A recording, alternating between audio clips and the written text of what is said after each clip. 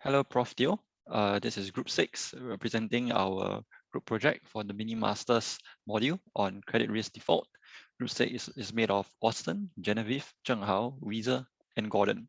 For today, I'm Zheng Hao, and together with me is Weezer, and we'll be bringing you through our group's presentation.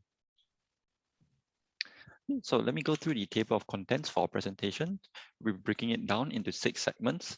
First will be the executive summary, followed by our literature review, then our problem statement, followed by a technical analysis of the problem, and lastly, our recommendations and conclusion for this particular case. So first, an executive summary of our entire project. So through this module, we have learned to and understood how banks use Python to simplify the way they manage credit risk, because Python is able to provide data cleaning and data wrangling services, which allows banks to get clean, readable data inputs to make prediction models. So our group ran a total of 4 prediction models to find the best fit for this issue. And we found that random forest and decision tree are the best fit for predicting credit card default. So let me go through a literature review of Python. So first of all, what is Python? It's an interpreted, object-oriented, and high-level programming language with dynamic semantics. So it has very high built-in data structures that combined with dynamic typing and dynamic binding make it very attractive for rapid application development.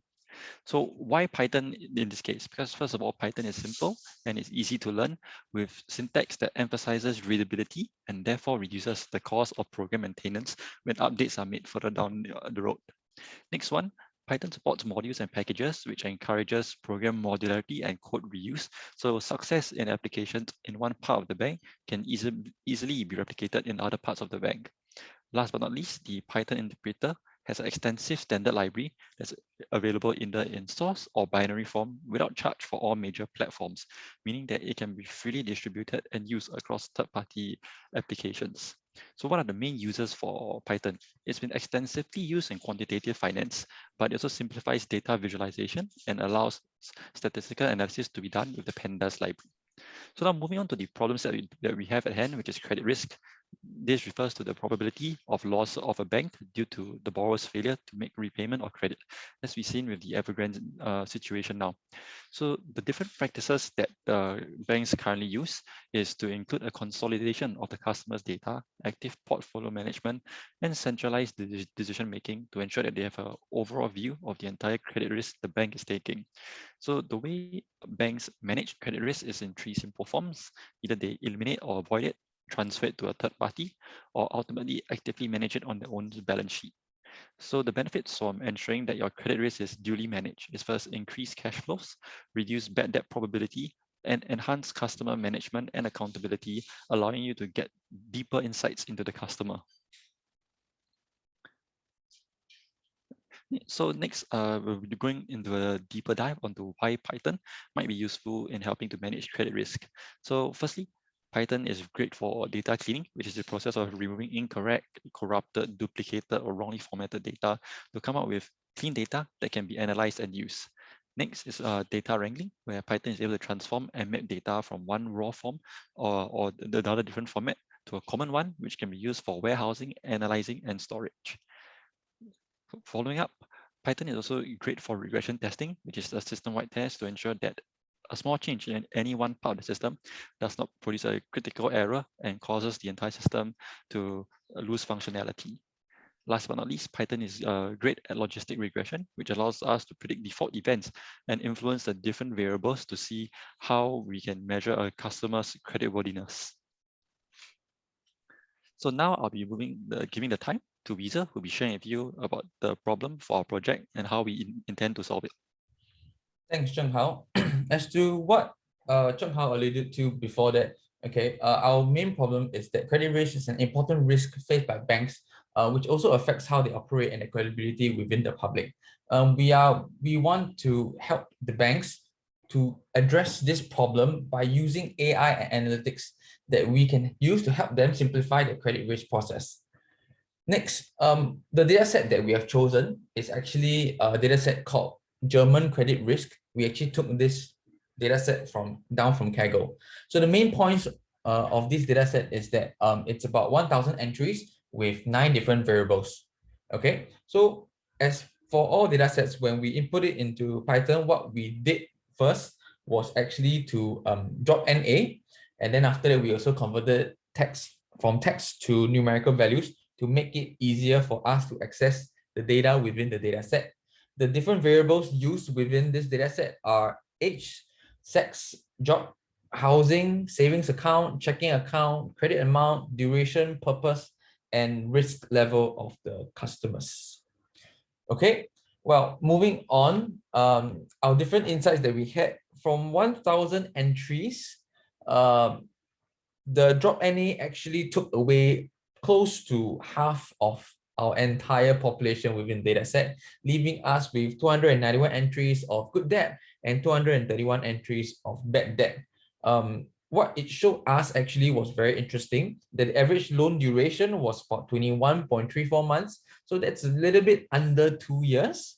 What they also showed us was that the average age for entire demographics of people were actually 34 to 35-year-olds individuals who actually use these loans for car purchases, furniture, equipment purchases, and TV purchases. So what actually this tells us is that, you know, these are people who have started work and maybe, you know, starting their mid-career, wanting to start a new family or just moving up in life. And what they're doing is actually loaning money for, you know, the different purchases like cars, furnitures, as they move their house and move up the ladder.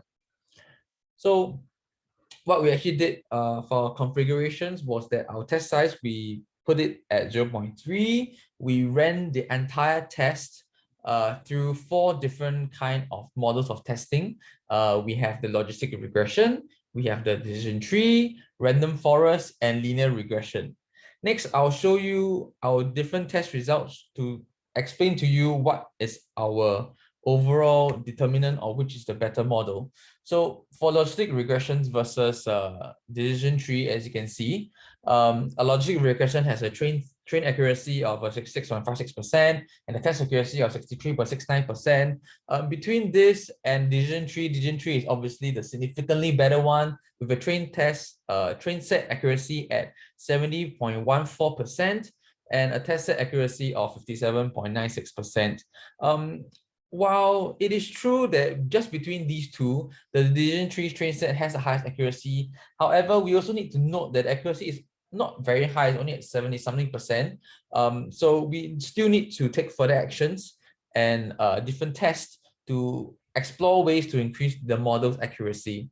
We also look at the linear regression and the random forest models, and they were compared using the RMSE, the root mean squared error model. So root mean square error also indicates the absolute fit of the model to the data. It also shows how close the observed data points are to the predicted values of the model. Usually in theory, typically lower RMSE values will indicate a better fit. So as you can see in the random forest, for its train set, it actually shows a better fit by just 0.0051.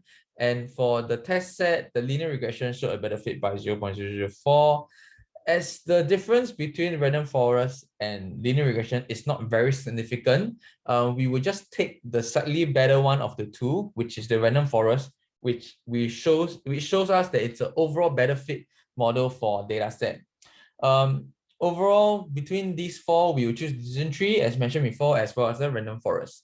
So when it comes to our conclusion, we realized that we had certain kind of limitations with our studies and of course our data set as well. The drop NA function really removed about half of our data set, and this cleaning may actually have resulted in lower accuracy of models because we only left with slightly more than half of our rest of our data left in the data set. And also the variables that use might not always correlate to each other, and it is our belief that if we were to do further testing, we would like to get more complete data sets to improve the accuracy of our models, and also to replace the null values with certain values to get higher accuracy within the data set. And in conclusion, that we can understand that, you know, machine learning is a useful tool and it helps the bank to predict the risk and default. Our accuracy could have been higher, definitely. We also believe that with our recommendations, we can create a good model to help lower the credit risk. And with that, we are done with our presentation on our credit risk default rate using Python. Thank you.